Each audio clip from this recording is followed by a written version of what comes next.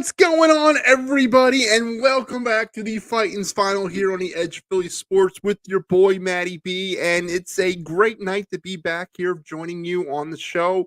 Of course, it's even better when the Phillies win, and that's of course what they did tonight, 7-2 victory over the St. Louis. What has happened to them Cardinals over down there at Citizen Bank Park tonight? Highlighted by Christopher Sanchez, who got off to a very rocky start there in the first inning. Didn't think he was going to last through the first inning, actually, when I was watching the game, but he settled down adequately. Had some big defensive, had a big defensive play behind him that kind of settled him down. And then the Phillies bats just sort of chipped away all day long on Mikolas, who looking really, really lost out there for the Cardinals, along with the rest of the St. Louis Cardinals. And we'll talk a little bit about what's happened to them. But the Phillies kind of needled their way to a 7-2 victory. Two more home runs tonight as the Phillies continue that epic march in August. There was a time when I was very critical of this team's lack of power, and those days are long gone because they have definitely answered the bell in a big way in the month of August. I think, what is it, 47, 48, 49 home runs so far this month, as they continue to make up for a lot of lost time throughout the season. The team is now up to 158 home runs on the year. And that's exactly what I think you would expect from a lineup that boasts the type of power hitters the Phillies have. Two more home runs tonight, 6 strong innings from Christopher Sanchez, and that's how you have a 7-2 Phillies win. And as the dog days of summer continue to heat up, and we're getting closer and closer to that magical month of September, and once again, meaningful baseball seems to be in our forecast.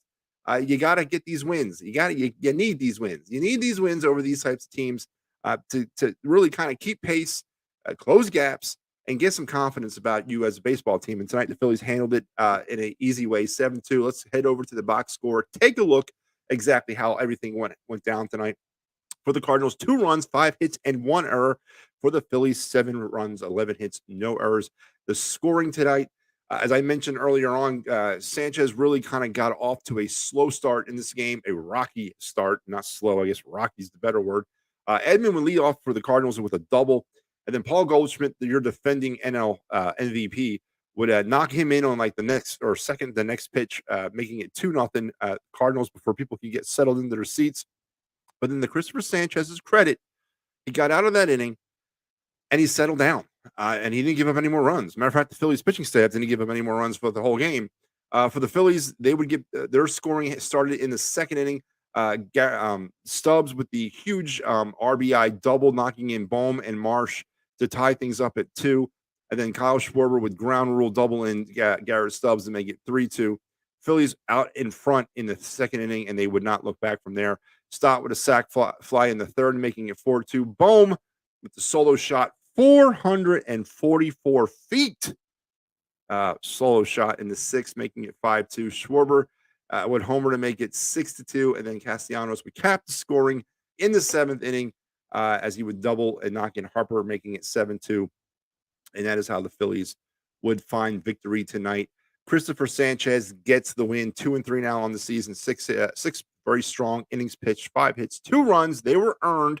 He struck out 6, and he gave up the 1 home run. Mikolas for the Cardinals, he gets saddled with the loss. He's now 6-10 on the season, 6 innings. He lasted. I don't really understand why they kept riding him out there, but whatever. He went 6 innings, 8 hits, 5 runs. They were earned, 3 strikeouts, and he gave up the 1 home run. Suarez would pitch also for the Cardinals. Alvarado, Bellotti, and Hoffman would also contribute for the Phillies. And there you have 7-2 victory over the Cardinals down there at Citizen Bank Park. Phillies now have achieved win number 70 on the season, 70-58 now as they continue their march, hopefully for another playoff appearance. Walter, how you doing? A lot of these Phillies games start off with them behind, but they do come back, so I guess I can't complain too much. Walter, you can complain as much as you want, man. It's me you're talking to. It wasn't looking good. I mean, let's say what it is. It was not looking good. And Christopher Sanchez, to his credit, found the way to settle down and start kind of, I think he was pitching. I mean, he might have been over pitching a little bit, trying to really kind of concentrate solely on location instead of velocity. It looks like he kind of corrected that going into the second inning. and he settled down. He settled down real well. I'm not saying he pitched like Cy Young. I mean, he had 80 some odd pitches through 6 innings. That's not good. He labored a little bit, but he found his way through it. And as a number 6 starter, what else are you going to ask for? I mean, there's nothing more you can ask for Sanchez. Obviously, is he could be potentially. I mean, he's going to be a bullpen piece in the postseason, but he's going to be a very competent bullpen piece for us. So, um, you can complain all you want though, but yeah, the Phillies did find themselves down early, but they battled their way back hard in this game. Steven joins me tonight. Hey, where would we be without Hoffman and Sanchez this year? Shudder to think, huh, Steven? And of course, that is not what everybody thought heading into the season. It was not these types of players that the season was hinging on. I'm going to give Christopher Sanchez his due. He has come into this rotation and stabilized the back end. There was a time not too long ago that the back end of this rotation was a liability. I mean, it was bad. Bailey Falter, who now plays with the Pittsburgh Pirates, Matt Strom, who was very good in the role, but he was competent. Maybe not very good, but he was decent as a starter. But he's more deservingly to be in the bullpen. That's why we brought him here. I mean, we had a lot of question marks at that number 5 spot. But Sanchez has come in on his part and stabilized that. Lorenzen also has helped. Hoffman out of nowhere in the bullpen came in and kind of stabilized that middle end relief position as well. And yes, 2 huge contributors for the Phillies so far in 2023. Mike Barrow, hey Matt, what's going on, man? Mike, how you been? Great win tonight, Mike. They're always good wins, and especially at this point of the season, man, we can't give away any more of these low hanging fruit wins. And no disrespect to the St. Louis Cardinal faithful out there, which somebody, if you have an answer for me of what's happened to this team, let me know, because the Cardinals, for what it's worth, have always been a gold standard, especially in that NL Central. I mean, when all else was upside down in the world, you'd always look in the NL Central, and they're the Cardinals right there in first place where they belong. And this year, off a cliff, man, completely off a cliff, as they are now considered a bottom feeder in this league. So, but hey, I'll take it, whatever. We actually have 6 first-round picks from the 2014 draft now. Nola, Schwartz, Hoffman, Luis Ortiz, and it's hard to believe. Yeah. It is. Listen, better late than never. Absolutely better late than never. So, our buddy Schwarber with 2 hits, 2 RBIs, no strikeouts, third, and home runs. All right, Walter. I knew someone was going to poke the bear, and I'll address it right now. Kyle Schwarber. Yeah, he had a great night. And let's go back to that box score here for a second. Schwarber on the night, 2 for 4 with a run, 2 RBIs, a homer, and the most important stat, as Walter brought up, no strikeouts. He has now raised that average to 187.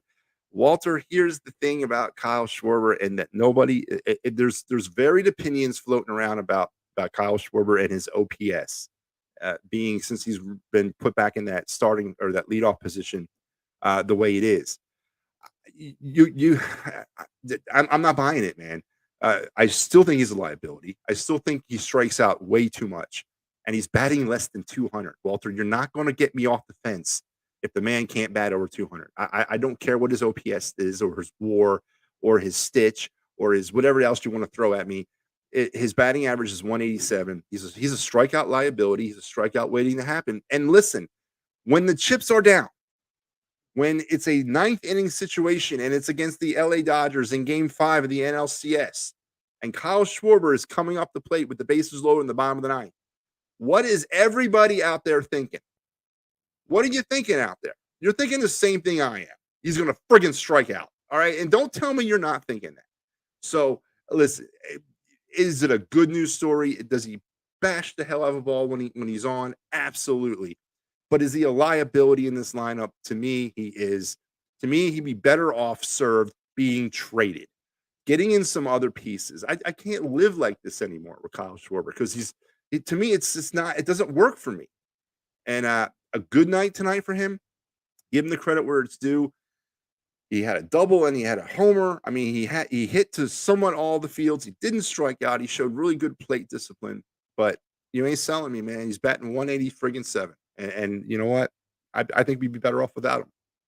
Personally, I just you're not buying me there, or you're not selling me there, Walter. I can't do it, man. Can't do it.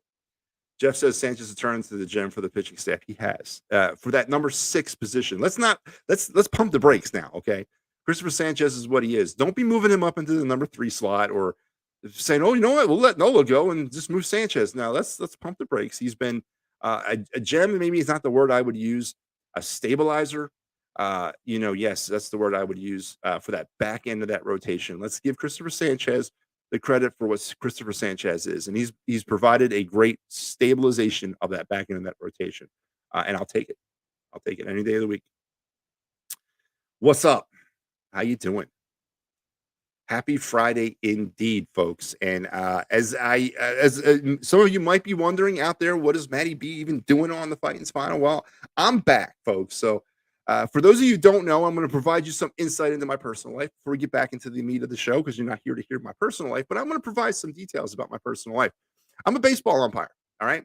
And for the last 3.5 months, matter of fact, today was the last day, I've been working up in Cooperstown, New York, at a place called the Cooperstown Dreams Park. Umpired over 107 games all season long. Had a blast doing it. Very time consuming. It sucked up a lot of my time.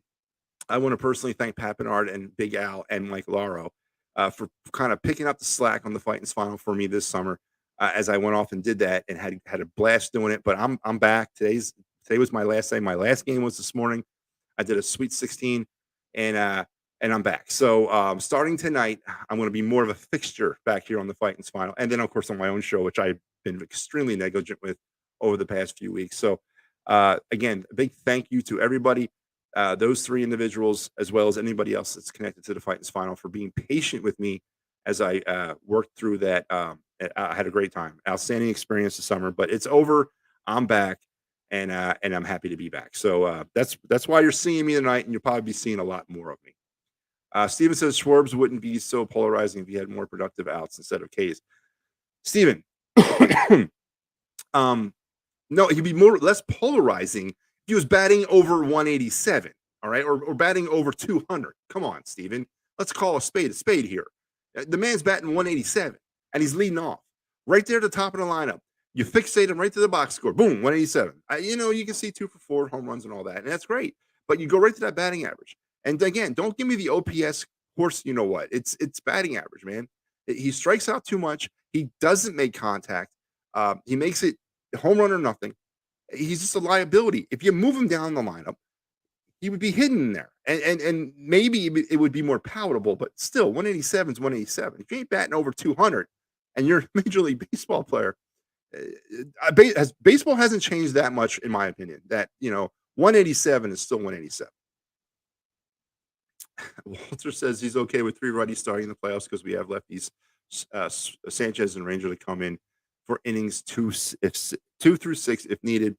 A lot has to play out, Walter, right now. I think a lot of people, and rightfully so, are looking ahead at that potential postseason rotation, especially with the problems or the inconsistencies surrounding Aaron Nola specifically. Everyone's been kind of wondering what that might look like. I don't think, as you mentioned, the lefty righty thing may not be a concern, because it may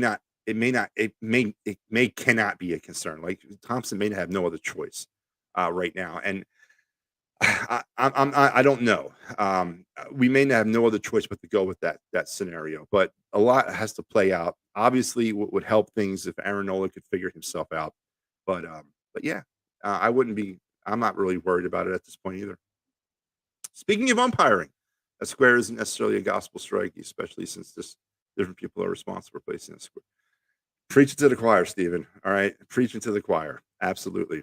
I don't want to get into what the strike zone is by definition, but you're absolutely right. That stat zone, strike zone, that big box, that's really where that's not the strike zone. Yeah, I agree. And even if that is the strike zone, what you're seeing from the angle on TV is not the same thing as what the umpire is seeing from right behind home plate. So again, I don't want to get into that, Stephen. This is not the night tonight to do that. I've had plenty of time to take open the soapbox of that throughout the summer. But let's get back to some of the action around Major League Baseball tonight on this Friday evening. Games that are currently ongoing in New York. The Angels are trailing the Mets, or ahead of the Mets, 3-1. Of course, the Angels will be here next week. In Boston, Mookie Betts returns to the Red Sox to Fenway for the first time. The Dodgers are all over the Red Sox, 7-4 in the bottom of the ninth. 5-1 Milwaukee over San Diego, top of the seventh. In Minnesota, 6-1 Twins over the Rangers in the bottom of the seventh. 1-0 Reds against the Diamondbacks. They're in the bottom of the second as well. Later tonight, Kansas City's in Seattle. Atlanta's in San Francisco. Games that have gone final: Detroit over Houston 4-1. The Yankees over Tampa 6-2. Nationals over the Marlins 7-4. Orioles over the Rockies 5-4. Pirates over the Cubs 2-1. Guardians over the Blue Jays 5-2. And the A's 12-4 winners over the White Sox. And there you have your look around Major League Baseball on this Friday night. And don't forget, tomorrow, this series between the Cardinals will continue. 7:15 first pitch tomorrow at the bank. It'll be on Fox. That's right. We're going back to nationally broadcasted TV tomorrow. So Fox will carry the game. Dakota Hudson will be going for the Cardinals, and Zach Wheeler for your Phillies. 7:15 on Fox down there at Citizen Bank Park tomorrow. So make sure you're headed down to the ballpark and do what you got to do. So the AI technology isn't mature enough to handle different speed planes yet. Yeah, I agree. I agree, Steven. I agree. I umpired softball in college, made a little money. I mostly sorority, not so not that bad. No, I didn't know you were an umpire, Walter. That's pretty cool, man. That's very cool. Very, very, very cool. Softball is kind of like baseball. I like to call it pretend baseball. I'm just kidding. No, listen, some of those softball pitchers can get that thing going. I mean, the pitching motion for softball is how our arms are built to pitch naturally. So, absolutely, I've seen some girls and guys get that ball well over 100 miles an hour underhand. So, it's definitely a cool thing. But I could never get into softball. The ball's too big. It's too many kind of different weird rules. So, I make fun of it. I got a buddy of mine who's a softball umpire, and I bust his chops about it all the time too. So, but no, very cool, Walter. I did not know that about you. Uh, let's take a look at the standings now. As the Phillies, again, 70 wins now on the season, 70 and 58 now for the season. 12 or 13-9 now for the month of August, as it's been kind of an interesting month, kind of a one step forward, two step back month. But currently, the Phillies in the wild card lead, a full 3 games ahead of the Chicago Cubs. I almost said the Giants. That's right, I did. Tells you how much I've been paying attention. Against over the Chicago Cubs, and then the Arizona Diamondbacks are in that third spot right now. That's what your wild card pitcher would look like in the NL if today the season ended. The Giants are a half game off the pace. The Reds are a half game off the pace. The Marlins are a 2-game off the pace. And then out there in the deep end are the Padres and Mets, and they are looking for a life raft. So there you have your wild card standings on this August 25th. Your divisional standings, and again, folks, I am not giving up hope on the NL East. Phillies are currently 13 games back of the Atlanta Braves. Of course, Atlanta's still playing. 70 and 58, they're 13 games back. 8 games, folks, count them. 8 games in hand left with the Atlanta Braves. Not saying it's impossible. I'm not saying it's over, but we have 8 games in hand, head to head with the Atlanta Braves. We got a 5-game series coming up next month. I think it's there. Let me look real quick. It's here. It's a 5-game series. It was a 4-game series, but we have that double header. They got that rain out earlier in the summer. We have 5 left here and 3 left there. So 8 games left head to head with the Atlanta Braves. I'm not saying this division's not over. It's not over, man. It's not friggin' over. So let's not act like it is. Giants play the Braves tonight, so I guess we want Braves. No, we want Giants. I'm not worried about the Giants. I want the National League East, and I went over that score right now. That game is currently. Let me see, where was that? I was just talking about that. Yep, it's a 10-15.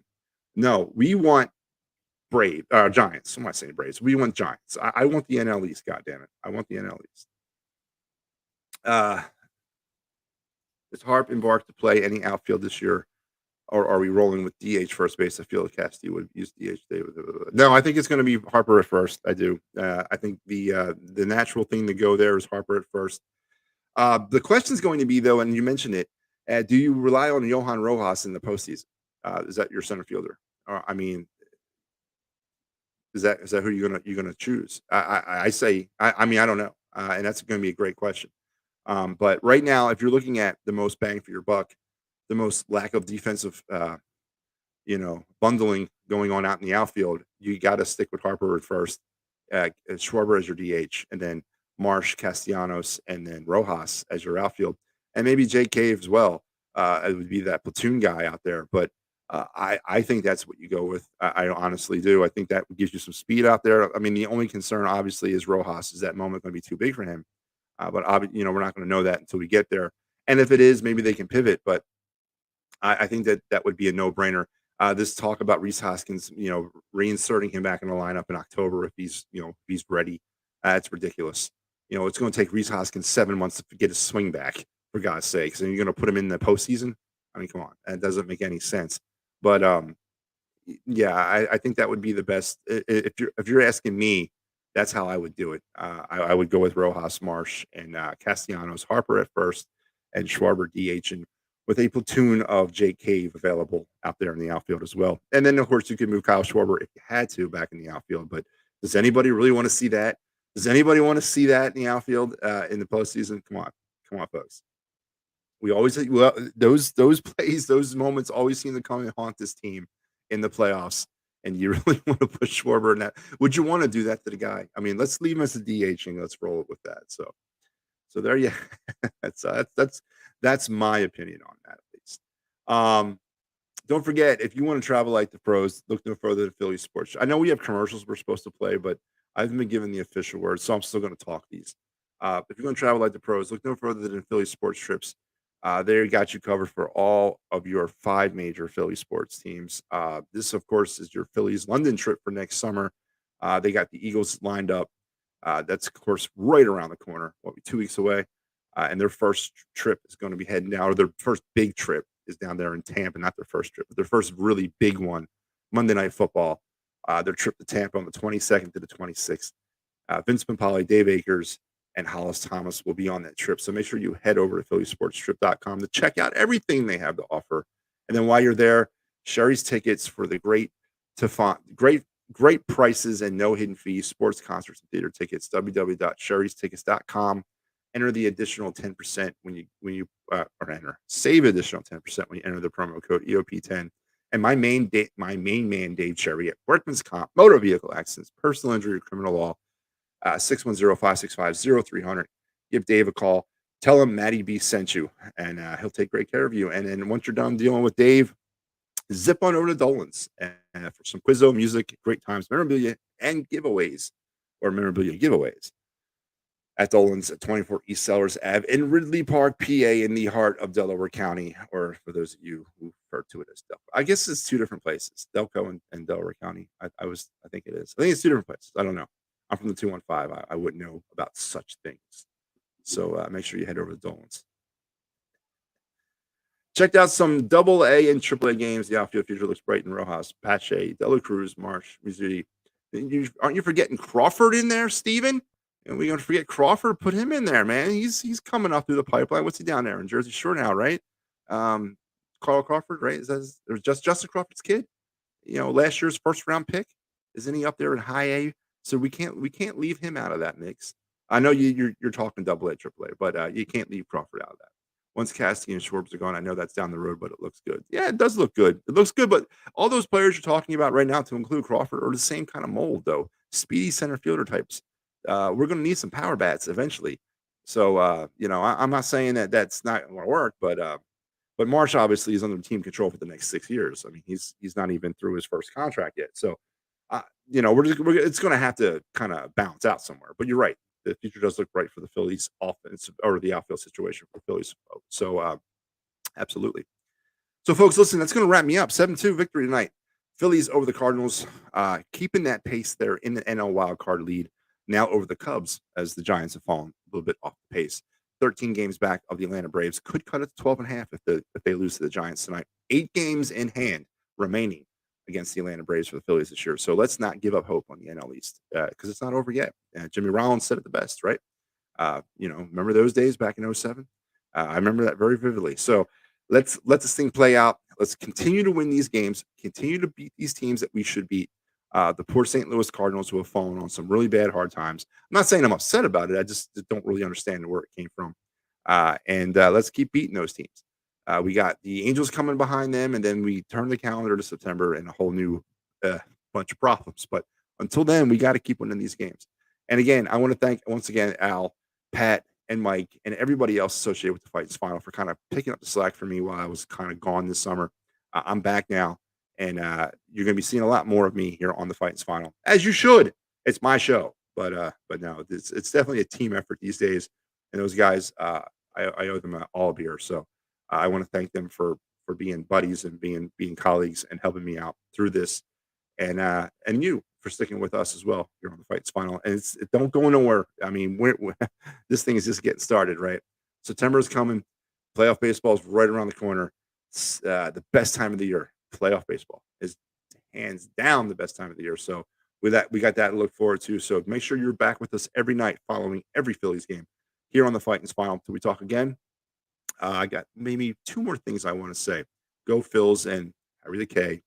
You know what I need.